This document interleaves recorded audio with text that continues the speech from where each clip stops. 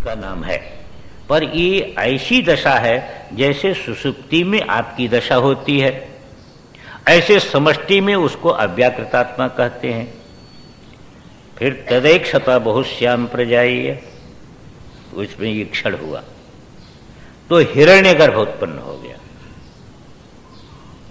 हिरण्यगर्भ ही जैसे हमने कहा था आपका स्थूल शरीर है, इसके शरीर है, पंच कर्मेंद्री, पंच ज्ञानेन्द्री, पंच प्राण, मन बुद्धि चित्त अहंकार, ये सूक्ष्म शरीर है। ये सूक्ष्म शरीर का जो समष्टि है इसी का नाम हिरण्यगर्भ है। ये हिरण्यगर्भ सूक्ष्म शरीर हो गया। इसलिए जो आपका सूक्ष्म शरीर है या स्वप्न का अभिमानी जो तेजस है, इसकी हिरण्यगर्भ के साथ एकता है, क्योंकि उसी का अंश ही है, उसी का अंश ही है। दूसरे प्रकार से समझिए, जब परमेश्वर से सृष्टि हुई तो पहले सूक्ष्म पंच महाभूतों की सृष्टि हुई। सूक्ष्म पंच महाभूत उपाधि वाला जो है यह हिरण्यगर्भ है, और सूक्ष्म पंच महाभूतों से सूक्ष्म शरीर बना है। तो सूक्ष्म शरीर का अभिमानी जो तेजस है, इसलिए सूक्ष्म शरीर सूक्ष्म पंच महाभूतों से अतिरिक्त नहीं है। इसी प्रकार यह तेजस जो है हिरण्यगर्भ से अतिरिक्त नहीं है, इसलिए हिरण्यगर्भ के साथ एकता है। फिर स्थूल शरीर, वो सूक्ष्म पंच महाभूत जो है वह स्थूल पंच महाभूत हो गए। उसका क्रम है, पर क्रम यहां नहीं कह पाएंगे, लंबा पड़ेगा। तो स्थूल पंच महाभूत हो गया, तो स्थूल पंच महाभूत इसकी विराट संज्ञा हो गई, उसी हिरण्यगर्भ की संज्ञा विराट हो गई, उसी निर्गुण निराकार की संज्ञा ईश्वर हो गई। कैसे? शक्ति को लेकर के अव्याकृतात्मा ईश्वर हो गया। उसी की संज्ञा जब जो है सूक्ष्म पंच महाभूत उत्पन्न हुए तो उसी की संज्ञा हिरण्यगर्भ हो गई, और जब स्थूल पंच महाभूत हुए तो उसी की संज्ञा विराट हो गई। अब विराट जो स्थूल पंच महाभूत है उसी का कार्यभूत ये स्थूल शरीर है, तो स्थूल शरीर का जो अभिमानी है विश्व, उसके विराट के साथ एकता है, और सूक्ष्म शरीर का जो अभिमानी तेजस है स्वप्नावस्था का, उसका हिरण्यगर्भ के साथ एकता है, और सुषुप्ति का अभिमानी जो प्राज्ञ है उसका ईश्वर तत्व के साथ अव्याकृतात्मा के साथ एकता है। तो एक लेकर के यहां पर विचार है, इतना गहन विचार है कि दोनों को अलग अलग नहीं श्रुति कहती, एक है मान के कहती। जैसे वृक्ष और वन, बोलो वन कह दिया तो सभी वृक्ष आ गए उसमें कि नहीं, अब वृक्ष कह दिया तो बने में होगा कि नहीं। तो वन वृक्ष की जैसी एकता है, इसी प्रकार यह व्यष्टि और समष्टि की एकता है। तो यहां पर इतना मुझे ये ऐसा कहना पड़ रहा है कि आत्म तत्व के शोधन में व्यष्टि समष्टि को एक साथ करके विचार आएगा। अब इसको देखिए, अब आप देखिए, जो आत्मा को चार पाद वाला कहा था, प्रथम पाद उसका क्या है? आत्मा का प्रथम पाद क्या है? तो कहते जागरित स्थानो बहिष्प्रज्ञ सप्तांग एकोनविंशति मुख स्थूल भुग वैश्वानर प्रथम पाद। प्रथम पाद का नाम है वैश्वानर, जागृत अभिमानी विश्व, और इसी को विराट के साथ एक करके देखिएगा। यही विराट है, विराट ही यह है और यही विराट है, दोनों में एकत्व है। क्यों कि पंच स्थूल महाभूत जो है यही विराट की उपाधि है, और पंच स्थूल महाभूत का कार्य जो शरीर है, यह शरीर ही इसकी उपाधि है, इसलिए उसका नाम हो गया वैश्वानर। यह प्रथम पाद है। प्रथम पाद क्यों है? साधन बता रहे, इससे आपके मैं को अलग करना है, उपाधि को छुड़ा करके आपके मैं का शोधन करना है। महावाक्य जो शास्त्र में है वही ज्ञान का मुख्य हेतु है। और जैसे महावाक्य है तत्त्वमसि, तो तत् पदार्थ और त्वम पदार्थ का शोधन करके उसका एकत्व होता है। शोधन का अर्थ ये होता है कि जैसे एक ही चीज हो और दो उपाधि से दो कही जाए। जैसे आकाश एक है, घट उपाधि से घटाकाश हमने कह दिया, और मठ उपाधि से मठाकाश हमने कह दिया, तो दो नाम हो गया ना। एक घटाकाश नाम हो गया, एक महाकाश नाम हो गया। पर दोनों एक ही के नाम हुए कि दो के नाम हुए? और आकाश न घटाकाश है न महाकाश है। ये बात समझ में आ गई? अब मैं कहता हूं आकाश ही घटाकाश है, आकाश ही महाकाश है। वेदांत में यही जटिलता है। दो विरोधी वाक्य को एक साथ समझना पड़ेगा। हम कहते हैं कि आकाश न घटाकाश है और न मठाकाश है। बात ठीक है कि नहीं? क्योंकि घटाकाश की परिच्छिन्नता है? आकाश भी, ये दोनों कल्पित है, तो वो न घटाकाश है न मठाकाश है। अब हम कहते आकाश ही घटाकाश है, आकाश ही महाकाश है,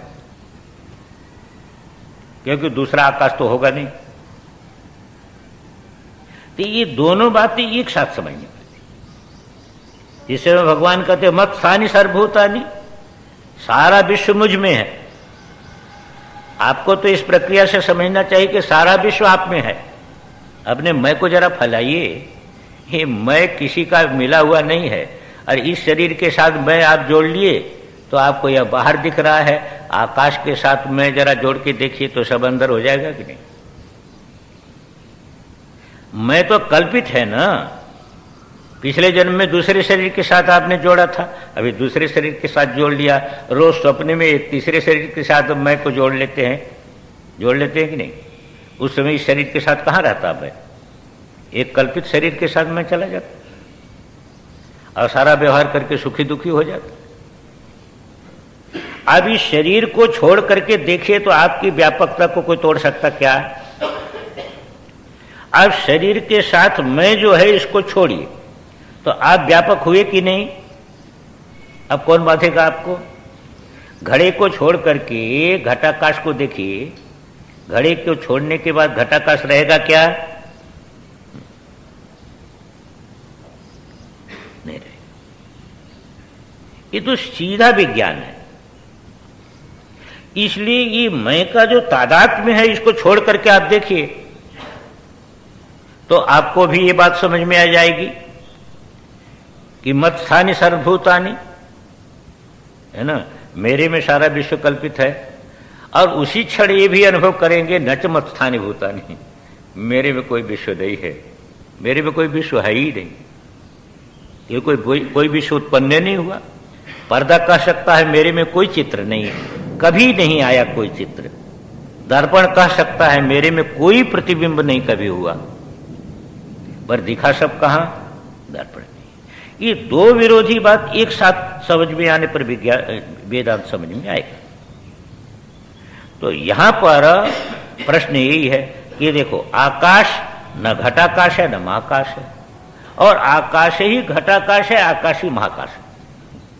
ये दोनों बात एक साथ समझिए। अब यहां पर उसी आत्मा को जो सारा विश्व जो है जिसने खा लिया, जिस आत्मा में सारा विश्व खा जो है अंतर्भूत हो गया था, उसी को कहते हैं कि जागृत स्थान, जागृतम स्थानम अस्य। जब जागृत स्थान वाले आप हो जाते हैं तो आपका स्थान देखो व्यापकत्व तो बदल गया। सभी स्थान आप में कल्पित हैं, तो एक स्थान के साथ आपने मैं को जोड़ लिया। स्वप्न में सारा विश्व आपके मन की कल्पना है, पर कल्पित एक शरीर में आप मैं को जब जोड़ लेते हैं, यही तो गड़बड़ी होती है ना। और क्या गड़बड़ी होती है? आप ये समझें कि ये सारा विश्व मेरा वैभव है तो आपको कोई संकट ना आवे क्योंकि बाघ भी आपका बनाया हुआ है, तो आपका बनाया हुआ बाघ क्या करेगा आपका। लेकिन गलती कहां होती है वहां, एक वो कल्पित के एक शरीर में आप मैं को जोड़ लेते हैं, इतने गलती है और कोई गलती नहीं है। जब एक शरीर के साथ जोड़ लेते हैं तब बाकी बाहर हो जाता है। अब बाहर हो जाता है तो आपका बनाया हुआ बाघ जो आपका वैभव था वो आपको खाने लगता है। ये अज्ञान की महिमा है, ये माया की महिमा। तो मेरा कहना जोड़ना है, आप जागृत स्थान वाले भी नहीं है, स्वप्न स्थान वाले भी नहीं है, सुषुप्ति स्थान वाले भी नहीं, पर जागृत स्थान के साथ जब स्थूल के साथ आप जुट जाते हैं, मैं यहां पर बोले आप तो सारा बाहर हो गया, तब आपका नाम हो गया जागृत स्थान, जागृत स्थान वाला। अब आप जागृत स्थान वाले हो गए। जिस समय जागृत स्थान वाले होंगे उस समय स्वप्न स्थान वाले आप नहीं बनेंगे, ध्यान में है कि नहीं। और जिस समय स्वप्न स्थान वाले होंगे उस समय जागृत स्थान वाले आप नहीं कहे जाएंगे, पर आप ही जागृत स्थान वाले हुए, आप ही स्वप्न स्थान वाले हुए। ये दोनों विवेक एक साथ चलना है। तो कहा जागृत स्थान। जागृत स्थान में क्या विशेषता है, बहिष्प्रज्ञा। यहां पर हमारी बुद्धि बाहर विषयों के आकार को धारण करती है। यदि बाहर कुछ है नहीं, बाहर कुछ है नहीं, पर बहिष्प्रज्ञ ही वो बाहर करके इस शरीर के साथ जुड़ता है तो बाहर करके प्रतीत करता है। अब यहां देखो, नेत्र भी हो, सूर्य का प्रकाश न हो तो काम नहीं चलेगा, विद्युत का प्रकाश न हो तो काम नहीं चलेगा, अनुग्राहक देवता भी चाहिए। मन में आप लड्डू कह दिए पेट का नहीं भरेगा, बाहर जो है थाली में लड्डू चाहिए, उसको खाएंगे तभी पेट भरेगा। अब यहां आप बहिष्प्रज्ञ हो जाते हैं, यहां आपका नाम हो जाता बहिष्प्रज्ञ। बाहर के पदार्थ को लेकर के ही आपकी प्रज्ञा बनती है, तो आपका नाम हो गया बहिष्प्रज्ञा। अब यहां सप्तांग कह दिया, तो 7 अंग तो ऐसे आप शरीर में जोड़ सकते हैं, पर हमने कहा था व्यष्टि समष्टि की एकता है, इसलिए आप जो है उसके साथ लेकर के चलेंगे। तो विराट के जो सप्तांग कहे गए हैं, विराट का सप्तांग क्या है, द्युलोक, सबसे ऊपर लोक है द्युलोक। द्युलोक विराट की मूर्धा है, मस्तक। द्युलोक विराट की मूर्धा है, और चक्षु विश्वरूप, और सूर्य जो है यही उसके चक्षु हैं, सूर्य ही चक्षु है उसका, क्योंकि विराट पुरुष है। अब उसके बाद जो है वह वायु जो है यही उसका प्राण है, आकाश जो है यही मध्य भाग है, जल जो है यही जो है वह मूत्र स्थान है उसका, और पृथ्वी ही उसके पैर हैं, आहवनीय अग्नि ही उसका मुख है। ऐसे दूसरे उपनिषद में विराट के 7 अंग का वर्णन आता है, उसके साथ एकत्व करके यहां कह दिया सप्तांग। सप्तांग कहने से ही निर्धारित हो जाता है कि 7 अंग जो प्रसिद्ध हैं विराट के, इस व्यष्टि को समष्टि के साथ एकत्व करके वो 7 अंग जो है वही अंग यहां सप्तांग से गृहीत है।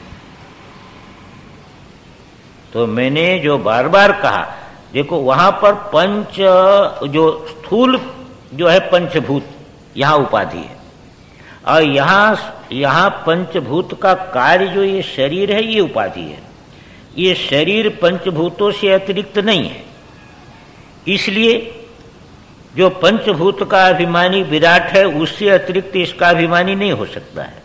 तो विश्व और विराट की एकत्व, विश्व विराट की एकता करके यहां पर वर्णन है। एक चीज और देखिए, अभी तो आप यही निश्चय करके रखे हैं कि आपको एक मुख है, यही निश्चय है ना, पर श्रुति कहती है कि जागृत अवस्था में आपको 19 मुख है, 19 मुख, 19 मुख है। मुख माने द्वार, काम करने के द्वार और उपलब्धि के द्वार, ज्ञान के द्वार और काम के द्वार, ये 19 हैं। 19 मुख से आप भोजन कर रहे हैं। और आहार शुद्ध हो, सत्व शुद्धि। यदि आपका आहार शुद्ध हो जाए तो आपका अंतःकरण शुद्ध हो जाएगा। और सत्व शुद्ध हो, ध्रुवा स्मृति। यदि अंतःकरण आपका शुद्ध हो गया तो आपको निरंतर ये अनुभूति रहेगी, मैं चेतन हूं। और स्मृति लंबात सर्व ग्रंथि नाम भी प्रमोशः, फिर चित जड़ ग्रंथि टूट जाएगी आपकी। तो आहार शुद्धि है और 19 मुख से हम आहार ले रहे हैं। 19 मुख कौन है? पंच ज्ञानेन्द्री। पंच ज्ञानेन्द्री से शब्द स्पर्श रूप रसगंध आप ग्रहण कर रहे हैं कि नहीं? 5 भोजन ले रहे हैं ना। श्रोत्र से आप शब्द ले रहे हैं, और नेत्र से आप रूप ले रहे हैं, और घ्राणेन्द्रिय से आप गंध ले रहे हैं, और रसनेन्द्रिय से आप रस ले रहे हैं, और त्वगेन्द्रिय से आप स्पर्श ले रहे हैं। 5 भोजन तो ये ले रहे हैं, और 5 कर्म कर रहे हैं।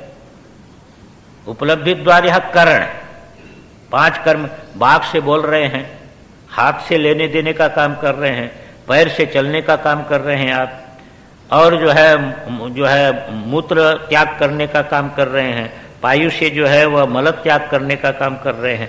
तो 5 कर्म जो है यहीं पर जो है 5 इंद्रियों से 5 कर्म हो रहा है। प्राण के बिना कुछ नहीं चल सकता है।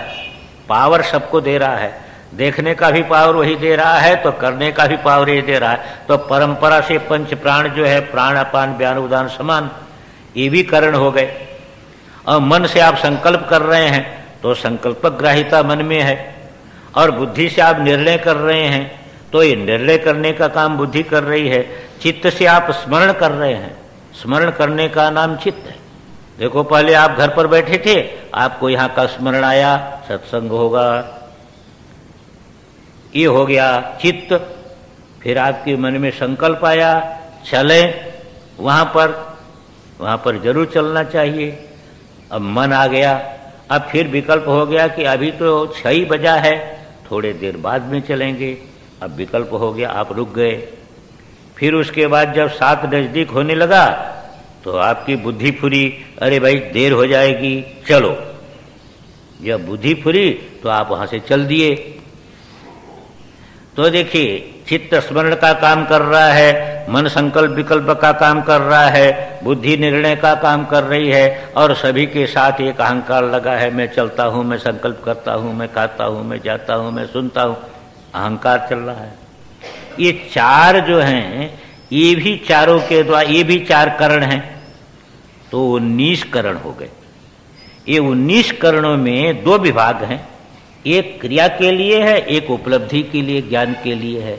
तो ये 19 करण जो हैं, यही द्वार हैं, मुख हैं आपको उपलब्धि के। इसलिए 19 मुख, जागृत अवस्था में 19 जो है मुख से पंच ज्ञानेन्द्रिय, पंच कर्मेंद्रिय, पंच प्राण, मन बुद्धि चित्त अहंकार, ये 19 मुख से हम व्यवहार कर रहे हैं। और स्थूल भूख, यहां पर स्थूल भोजन से काम चलता है, सूक्ष्म भोजन से, मन की कल्पना के भोजन से काम नहीं चलता है। इसलिए इसका नाम है स्थूल भूख, स्थूल भोग करने वाला। यही प्रथम पाद है, इसका नाम है वैश्वानर। ये विराट के साथ एकीभूत है। यह जो 4 पाद की कल्पना किया था, जो आपको कहा था ना, आप कल्पना कर लीजिए। जैसे 1 रुपया आपके पास हो, आप कल्पना कर लीजिए इसमें 4 चवन्नी है। तो 4 चवन्नी तो है, तो आपके मन में आ गई 4 चवन्नी की नहीं? ऐसे एक आत्मा, उसमें कल्पना कर लीजिए 4 पाद है। एक पाद यही है जो जागृत अवस्था में आप अनुभव कर रहे हैं, वह उसका कल्पित एक पाद हो गया। अब आप सो गए, चले गए, तो कहां पहुंच गए? अब आपका स्थान बदल गया। ये जागृत स्थान था ना अभी, अब स्वप्न में आपका स्थान बदल गया कि नहीं? आप चले गए अब मन में, तो आपका स्थान बदल गया, स्वप्न स्थान।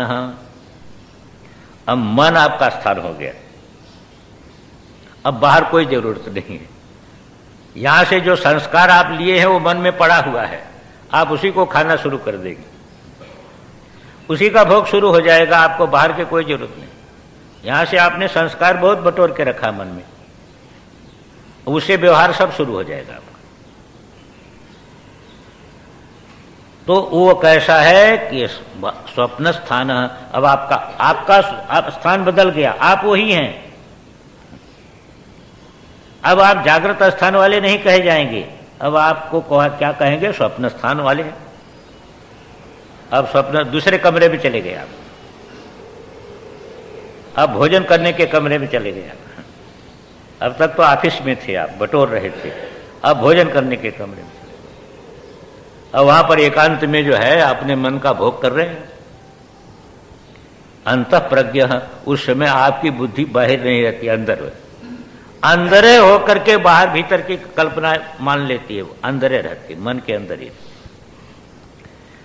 यहां भी सप्तांग ही है, क्यों कि देखिए जो सूक्ष्म शरीर जो है उसका भी अंग स्थूल शरीर ही होगा, हिरण्यगर्भ का भी शरीर विराट ही है, सूक्ष्म शरीर का भी स्थूल शरीर यही है, स्थूल शरीर दो नहीं हो जाएगा, वो इसी में फिट है, इसमें फिट हुए बिना काम नहीं कर सकता सूक्ष्म शरीर। इंद्रिय शक्ति अंतर्मुख हो जाती है, मन के साथ हो जाती है, बहिर्मुख नहीं रहती, इतने अंतर है, पर वहां भी 19 मुख है, 19 मुख अंदर हो गया, अंतर हो गया, भोग का अंतर हो गया। यहां बाह्य भोग के बिना काम नहीं चलता है, वहां मने भोग बन जाता है, वहां मन के अंदर जो वासना वही भोग बन जाती है। थोड़ा अंतर आप समझेंगे, जैसे आप अभी टेप रिकॉर्ड कर रहे हैं, तो अभी देखिए इसकी भी जरूरत है, बोलने वाले की भी जरूरत है कि नहीं, इसकी जरूरत है कि नहीं, और फिर आप टेप करके ले गए अपने घर में, अब वहां लगा दिए, हमारी कोई जरूरत नहीं है। अब हमारी कहां जरूरत है वहां पर आपकी, आप सुन वही रहे हैं, जो संस्कार उसमें पड़ा वही सुन रहे, दूसरा नहीं सुनेंगे, पर अब हमारी जरूरत नहीं रही और आप सुन लेंगे सब। इसी प्रकार आप जागृत अवस्था में जितने संस्कार इकट्ठा कर रहे हैं, स्वप्न में जाने पर ये बाहर की कोई जरूरत नहीं, एक किसकी जरूरत नहीं, आप वहां पर अपना सब काम कर लेंगे सब। ठीक इसी प्रकार जैसे ऐसे वहां प्रविविक्त भोग है, वहां पर खाली वासनात्मक भोग है, उतना मात्र भोग है, जो संस्कार जागृत अवस्था से ले गया उसी का भोग है। इसलिए स्थूल से अलग भोग है, सूक्ष्म भोग है, और उस समय आपका नाम तेजस हो जाता है। क्यों कि उसमें बाहर का कोई तेज जरूरी नहीं होता, बिना ये बाहर के तेज है, वो मने तेज है, और उस मन वाले आप होकर के आपका नाम हो जाता तेजस, और उस समय हिरण्यगर्भ के साथ आपकी एकता रहती है। खाली सूक्ष्म शरीर के साथ तादात्म्य होने से आपको हिरण्यगर्भ भाव का ज्ञान नहीं होता है, पर हिरण्यगर्भ का अंश ही है वो सूक्ष्म शरीर, इसलिए उस समय आपकी तेजस संज्ञा होती है, और हिरण्यगर्भ के साथ एकत्व तो आप समझ के रखिएगा कि वो हिरण्यगर्भ और तेजस एक ही है, दो नहीं। अंशांशी भाव उपाधि के कारण है, क्योंकि सूक्ष्म पंच महाभूत उपाधि है हिरण्यगर्भ की, और सूक्ष्म पंच महाभूत का कार्य जो सूक्ष्म शरीर है ये उपाधि इसकी है, उपाधिगत भेद हो गया, पर दोनों में कोई भेद नहीं। तो हिरण्यगर्भ के साथ एकता करते चाहिएगा। अब इसके बाद क्या, ये द्वितीय पाद हो गया। अब देखिए गणित लग रहा है, एक पाद आप समझ लिए, दूसरे पाद में पहुंच गए, अब तीसरे पाद में भगवान ने 3 पाद में नाप लिया था त्रिलोक में, माप लिया कि नहीं, आप भी ये 3 पाद से त्रिलोकी को माप लेंगे। ये 3 पाद जो बताए जा रहे हैं ना, इन पादों से आप तीनों लोकों को माप लेंगे। अब वही सिर पर पैर रखने के लिए एक सूक्ष्म अहंकार रहेगा, हैं, जो तुरी में जाने में लीन हो जाएगा, पर त्रिलोकी को आप माप लेंगे। आप अपने स्वरूप को लेकर के देखिए तो त्रिलोकी अंदर हो जाएगी, त्रिलोकी अंदर हो जाएगी। इसी को गोस्वामी जी कहते, तुलसीदास जी, सकल दृश्य निज उदर मेली। आप संपूर्ण विश्व को खा सकते हैं। आप कहेंगे हम तो एक पाव नहीं खा सकते हैं, विश्व को कैसे? संपूर्ण विश्व को खा सकते हैं आप, इसी क्षण खा सकते हैं। आप अपनी अहंता को इससे हटाइए और आकाश रूप में कर दीजिए। सारा विश्व आपके अंदर हो गया कि नहीं? अरे भाई, अहंता तो कल्पित है कि नहीं? अहंता इस शरीर की बपौती होती तब तो नहीं हटती, पर अहंता तो रोज ही हटा रहे हैं आप। पिछले जन्म में दूसरे शरीर के साथ किए थे, अब के जन्म में दूसरे शरीर के साथ कर लिए। रोज सपने में एक कल्पित शरीर में आप अहंता ले जाते हैं और जहां जहां अहंता टिकाते उसी के अनुसार आपको अनुभव होता है। आप आकाश के साथ अपनी अहंता टिका दीजिए तो सारा विश्व आपके उदर में आ गया कि नहीं? देखो, भोजन है। सुरेश्वराचार्य भगवान कहते हैं कि देखो भोजन है, बाहर है कि नहीं? बाहर दिख रहा कि नहीं? सिर पर रखो, बोझा मालूम हो रहा है कि नहीं? आपने अंदर कर लिया। अब कहां बाहर है? अब बाहर नहीं है ना। भुक्तम यथान्नम कुक्षिस्थम स्वात्मत्वे नैव मन्यते पूर्णा हंता कवलितम विश्वम योगीश्वरस्तथा। जैसे ये खाया हुआ अन्न आत्मरूप हो जाता है, ऐसे योगी अपनी इस अहंता को छोड़ देता है, उसकी अहंता व्यापक हो जाती है। व्यापक अहंता जहां पूर्ण अहंता हुई तहां सारा विश्व अंदर हो गया। ये विज्ञान है, ये विलक्षण विज्ञान। अब कहते इसके बाद आप सो जाते हैं। कहते भाई सोने में क्या पता, हम सपना देखते हैं तब भी सोए रहते हैं। इसलिए श्रुति कहती है वो सपने वाला तो हमने कह दिया। एक दूसरा सोना है जहां स्वप्ना भी नहीं है, जागृत भी नहीं। यत्र सुप्तो न कंचन कामम कामयते। स्वप्न अवस्था में तो सो करके भिन्न भिन्न प्रकार की इच्छा करता है, दृश्य देखता है, पर जहां सो करके, जिस अवस्था में सो करके आप कोई संकल्प नहीं करते हैं। न कंचन स्वप्नम पश्यति। जागृत में भी आप सोए हैं और स्वप्न में भी आप सोए हैं, पर जागृत में विभिन्न पदार्थों की इच्छा कर रहे हैं और स्वप्न में स्वप्न देख रहे हैं। तो सोए तो हैं, स्वरूप से सो करके ये देख रहे हैं, और इससे सो जाते हैं तो स्वप्न देखते हैं। अंतर इतने हैं, और कोई अंतर नहीं है। स्वरूप से सो करके इसको देखते हैं, माया के नेत्र से माया को देखते हैं, और जब इससे सो जाते हैं तो सपने का नेत्र खुल जाता है, तो सपने के नेत्र से स्वप्न देखते हैं। उस समय आपका माया का नेत्र बंद रहता है, सपने के नेत्र से स्वप्न देखते हैं, और माया के नेत्र से माया देखते हैं। और आपका ज्ञान नेत्र खुल जाए तो तब क्या होगा? ये ज्ञान नेत्र खोलने का उपाय हो रहा है। आपका ज्ञान नेत्र खुल जाए तो क्या होगा? जब सपने से आप जग जाते हैं तो क्या होता है?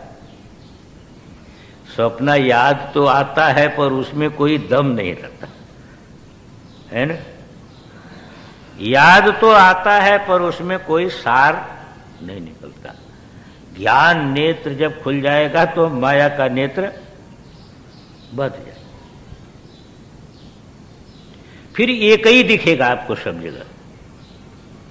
ज्ञान नेत्र से एक ही दिखेगा, माया के नेत्र से अनेक दिखेगा, और माया का नेत्र बंद होकर के स्वप्न के नेत्र से वासनात्मक स्वप्न दिखेगा। इतने अंतर है। नेत्र आपके पास इस समय भी ज्ञान नेत्र है, पर वो बंद है, बंद। माया का नेत्र खुला है, बंद है। सपने में माया का नेत्र बंद रहता है और सपने का नेत्र खुल जाता है। तो सपने में आपका नेत्र बंद है कि खुला है? एक नेत्र बंद है और एक नेत्र खुला है। सपने का नेत्र खुला है, जागृत का नेत्र बंद है। और इस समय क्या है? इस समय जो ज्ञान नेत्र है वो बंद है और माया का नेत्र खुला है। तो माया के नेत्र से तो माया का ही पदार्थ दिखेगा, भेदे दिखेगा। पर ज्ञान नेत्र जब दिख जाए, खुल जाएगा, तब ये बात जो है आपको ध्यान में आ जाएगी, सर्वम एतद् ब्रह्म, एक ब्रह्म ही दिखेगा। ब्रह्म ही दिखेगा माने आपकी समझ में एक ब्रह्म ही आएगा, क्योंकि ये नेत्र खुला रहेगा तो माया तो दिखेगी ही, पर जैसे स्वप्ने का स्मरण भले ही आवे, पर उसमें सार रहेगा क्या? ऐसे ज्ञान नेत्र खुलने पर ये माइक पदार्थ माया के नेत्र से दिखेंगे, पर इसमें जो सत्यत्व था, जो सार था, वो निकल जाएगा। बस आपके अंदर जो है वो ज्ञान एक का ही होगा, दिखेगा अनेक, तो ज्ञान एक का ही होगा। ये ज्ञान नेत्र खेलने का उपाय है। यही देखिए कि जो है वह तीनों लोकों को माप लिया। भगवान वामन ने क्या किया? तीनों लोकों को 3 पद में माप लिया। आपके भी ये 3 पाद हैं, ये 3 पाद से आप तीनों लोकों को माप रहे हैं। तो जहां पर स्वप्न भी नहीं देखता है उसी का नाम सुषुप्त है। अब आप सुषुप्त स्थान हो गए। जब गहरी निद्रा में चले गए तो आप सुषुप्त स्थान वाले हो गए। उस समय